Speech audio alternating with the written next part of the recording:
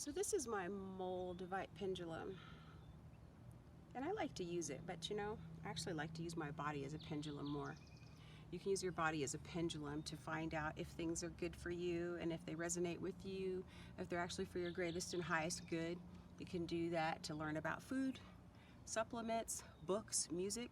So there's a primary reason why there's certain types of music I don't listen to.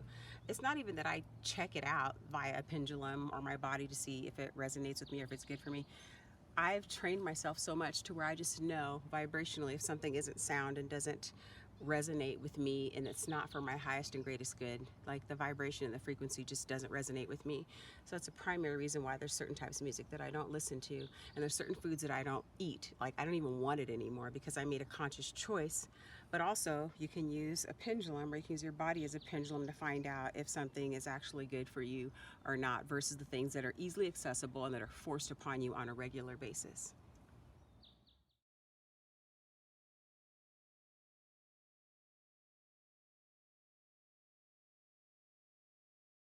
Sitting with Kuan Yin at 11 with goddesses like Swami, Turiya Sangeetananda, reppin' Sri Yantra, eternal rhythms. Daily I praise on my altar like Lord Krishna, such a magical mister, making this music before it exists here.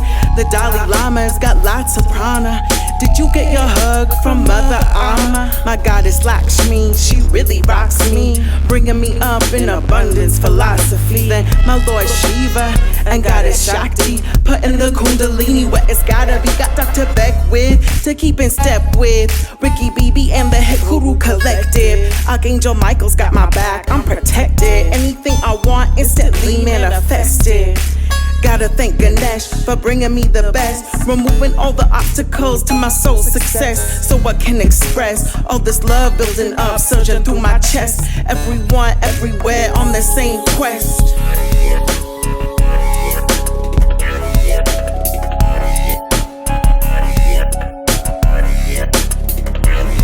Mixing Ashtanga with my Hatha yoga, doing mantras and then I move like Yoda. I'm a firecracker, boom bang, pagoda, rolling in my hybrid biodiesel Range Rover. Look out, the oversoul's taking over. Every day I pray, it's like my 4-leaf clover. Wherever I go, I know everything's in order. I got God's visa, my soul has no border.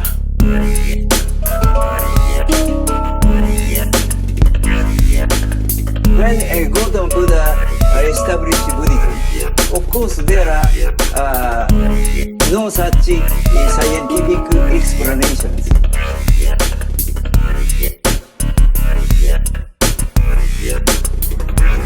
My God found me, my goddess saved me, my guru surrounds me, my angels take me, my love breathes me, my heart sees me, my soul thanks me, my prayers heal me, my heart breaks free. Art is great, see, living journey in Sachidananda. We are community, we are prophecy. Sababa Muktananda, we are prophecy. From the Himalayas to all my astral players, bringing the Sapa into Rajas for our pujas, and the Sahasrara awakening Shashunas, chanting Om Namah Shivaya, dancing mudras. Saint Germain heals my pain with the purple flame. You know, the more I let go, the more I seem to gain. So I just let myself bask in the golden rain. Now I'm getting lucid on the astral plane. I'm an Ayurvedic, Kabbalistic, Tantric loving modern mystic, holographic, quantum physics magic maker, handling business. Can I get a witness? Aguri namin, juga guri namin, sa guri namin, siru David namin. Add such to that such, hate such, not such, be such, add such to God.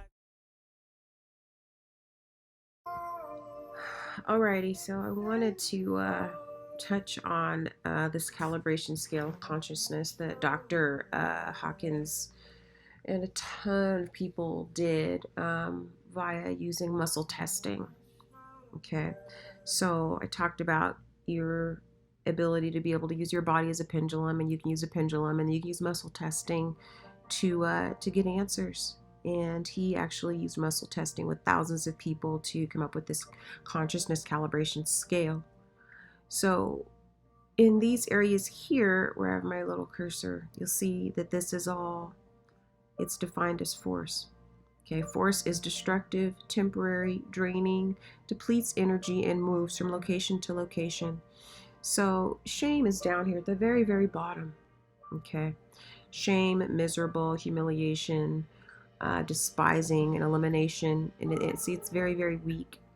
And, you know, he and a team of people before he transitioned, they had said that humanity was just starting to get to the point of courage. And this was a while ago. I want to say Doc transitioned maybe about 8 years ago.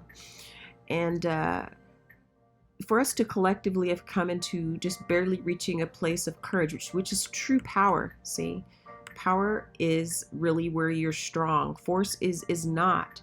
They're very, very different.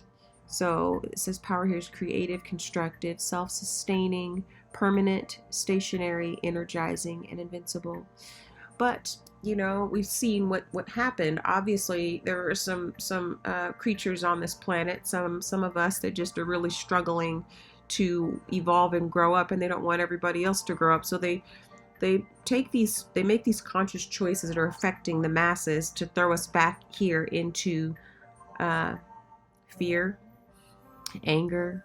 You know, if you can see that in there. I'm going to move to a different chart in just a little bit, but here, fear, frightening, anxiety, withdrawal, you know, anger. We see these different quote unquote movements, and people are full of anger and hate and aggression. And there's righteous anger, but then there's just, you know, something that's completely different, and it's because of why it's coming out. It's coming out because of all these narratives that are just full of bullshit. I'm not saying that there aren't things that are valid, but I'm going to talk about things that are kind of half-assed. And when I say half-assed, it means if you're only getting half the story, you're not getting the full truth, and you're basing your actions and your beliefs on things that aren't, you're not getting the full story. So you're getting a half-assed story about things. So let's see. Let's look at another chart. Let's see. Let's look at this one. This one's a little, they're not so busy, but you can still see here force, and it's got shame way, way down here, and then guilt, apathy, grief, fear, anger. It's still, you know, it's not the best place for us to be, considering that we were just starting to move into a place of power. And you know, you can actually have your level of consciousness calibrated to see where you're at, because once you start getting into these higher places, you're actually able to counterbalance and assist other people's, you know, consciousness with actually elevating. There's not a whole lot of people that get up into these higher ranges here between 700 and 1,000. There's more and more people are moving into these areas here. And it's really a pretty profound place to be, where you're just so blissed out and you have so much synchronicity, and just things just flow for you in your life. It's really a beautiful place to be. So let's see here. Let's look at this one. So here we go. Stuck in negative emotions. See there? We got plummeted and thrown back down here when we were just getting into this happy and productive place here of courage, you know? But that's why I was talking about understanding. If we can seek to try to understand, or not try, but make a conscious and concerted effort to understand where other people are coming from, it's really, really going to assist all of us, instead of just, you know, making everything about ourselves. Because there's a small group of people on the planet that want to keep us here in these negative emotions. And to me, they're the ones that are really stuck in this place of shame. Now let's look at shame. Let's look at the etymology of the word shame. Okay. Shame, disgrace, dishonor, insult, loss of esteem or reputation. Okay. So as more and more, you know, things are disclosed and exposed, we'll see that, and I don't want to ever use the term shame on you. No, but some of people's behavior is shameful, right? It's shameful. And see, it's saying to cover. They're trying to cover up themselves. They don't want people to see their shadow side and what they've been doing. But we're living in a time of disclosure and exposure. So everything's going to come out. It is. Okay. And I don't really subscribe to it saying that shame has to do with a good sense of modesty. No, modesty and shame are two totally different things. Modesty and bashfulness don't have anything to do with shame. No, I don't think so. But, you know, again, these are words that people have been putting together. I think there's modesty and humility, very different from shame.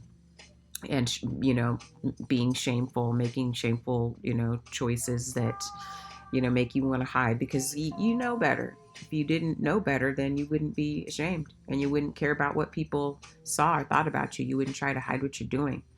So anyway, yeah, I think that we're going to keep talking about shame. We're going to keep talking about shame.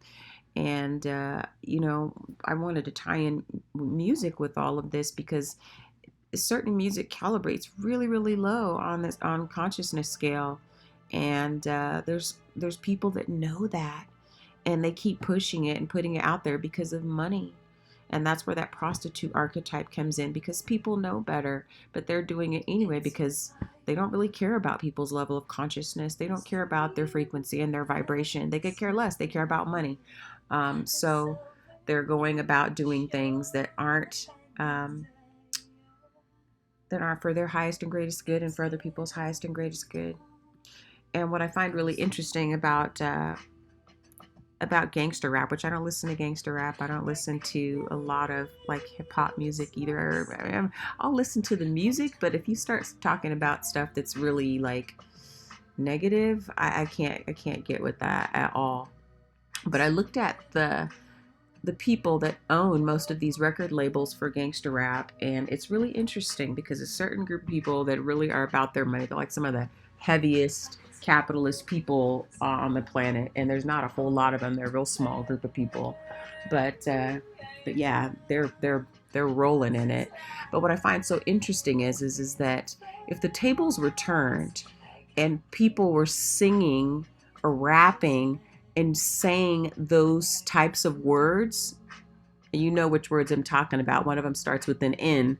But if you were to switch that up and you were to be saying negative, words and connotations about this group of people, oh no, you can't do that. I'm not even going to use the word because, again, I'm already being shadow banned. I'm going to be real careful about the words that I use. But if you know the group of people I'm talking about, you'll know that if anyone were to say anything negative about them, oh my gosh, it's so terrible. You just can't say that. And we know that there's a particular gentleman that had said something. I believe his name was Nick Cannon. And it just didn't go well for him because something, I don't even know what he said because I didn't really follow it. I saw something, Nick Cannon said something, and all hell broke loose.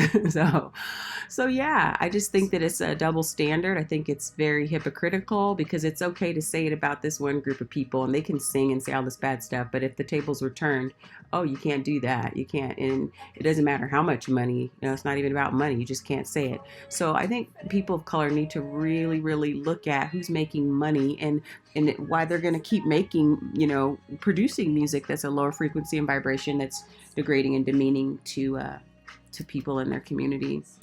And then I want to go in here and touch on some of this. My second husband, unbeknownst to me when I first met him, when he was younger, he actually was like a neo-Nazi. He's a German guy. And when I first met him, he was listening to this shit. And a super low vibration. The music is amazing, but as soon as they start singing and they're hitting this high a cappella, saying all this wicked, crazy shit, it's like, whoa. And so I wonder who runs the record labels for death metal. Music, like I said, I love music, but as soon as you start saying a bunch of crazy shit, I'm out. The vibration and the frequency just doesn't even work for me.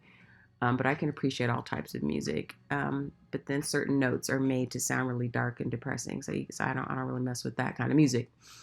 But anyway, it'd be interesting to know who runs these types of record labels. And it's so funny because when we were getting a divorce, he said, as soon as you heard me listening to King Diamond and all this other music, that should have been your sign to run away from me. You run as fast as you could. But, I learned a lot from my second marriage, and I don't have any regrets. So anyway, all right, you guys, we're going to keep talking about consciousness, frequency, and vibration, and making better conscious choices for your body, your mind, your soul. And thanks so much for watching.